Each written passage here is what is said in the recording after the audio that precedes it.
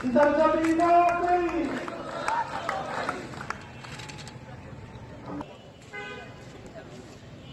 একটা ভাই একটা আইন বিভাগ থেকে এসে আইন বিভাগের এই দাবি পুরা বিশ্ববিদ্যালয়ের দাবি। বিশ্ববিদ্যালয় প্রশাসন আজীবন গোপন করছে। সেই সাথে আরেকটি কথা বলতে চাই, এই হত্যা নেগলিজেন্স, আইনের ভাষায় স্পষ্ট নেগলিজেন্স। এই নেগলিজেন্সের জন্য আগের মতো এখনো ঘুমিয়ে থাকে। গতকাল সাইমা মারা গিয়েছে, আজকে আমি মারা যাব, কালকে আপনাকে হারাচ্ছি, আমরা আমাদের ভাইকে হারাচ্ছি, কিছুদিন পরে আমরাও জীবন দিব।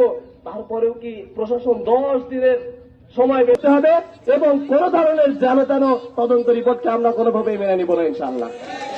আমরা একটি দিন, একদিন লাগুক, 2 দিন লাগুক, আমাদের 3 দিন লাগুক, আমি মনে করি আমাদের উঠা উচিত নয়।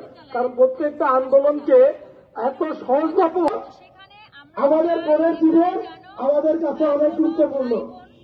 আর রাষ্ট্রের কোন সেক্টরের চাইতে বিশ্ববিদ্যালয় এই ব্যর্থতা বিশ্ববিদ্যালয় প্রশাসনের, এই ব্যর্থতা আমাদের সবার। আজকে যদি আপনারা জানেন যে আমাদের বোনের মৃত্যুর পিছনে দরকার, এই মুহূর্তে দরকার, এই মুহূর্তে দরকার বিচার বিচার বিচার চাই।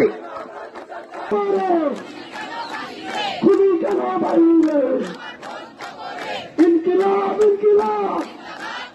শিক্ষার্থীরা গতকাল